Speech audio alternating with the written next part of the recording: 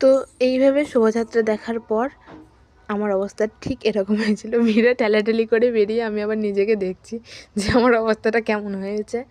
যাই হোক, এই রকম ঠেলাঠেলি করে আমরা মেলাও ঘুরেছি, আর মেলা ঘুরে এই একটা চশমা নিয়েছি। সারা মেলা ঘুরে আমি একটাই চশমা নিয়েছি, আর সেটাও আবার দেখছি কেমন লাগছে। আর এবার আমরা মেলা থেকে বেরিয়ে যাচ্ছি। সারা মেলায় আমি খুব একটা ভিডিও নিতে পারিনি, তার কারণ হলো ভিড়। এত ভিড়ে ভিডিও করাই যাচ্ছিল না, এত ভিড় ছিল। তাও যে কটা ভিডিও করেছি ভিড়ের মধ্যে ঠেলাঠেলি করে যে কটা পেরেছি ভিডিও আমি করেছি। আর আমি ভিডিও করার সাহস পাইনি, একবারে ওই ঠেলাঠেলি করে বেরোনোর পর আর আমি ভিডিও করিনি। একেবারে মেলা থেকে বেরোনোর পর ভিডিও করছি।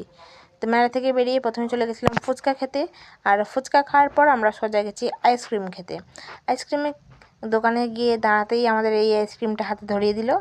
এটা বলল কাঁচা আমের ফ্লেভারের একটা আইসক্রিম। তো খেতে বেশ ভালোই ছিল। এই যে এই আইসক্রিমটা দিয়েছিল, এই আইসক্রিম খাওয়ার পর আমরা গেছি সোজা বাদামের দোকানে।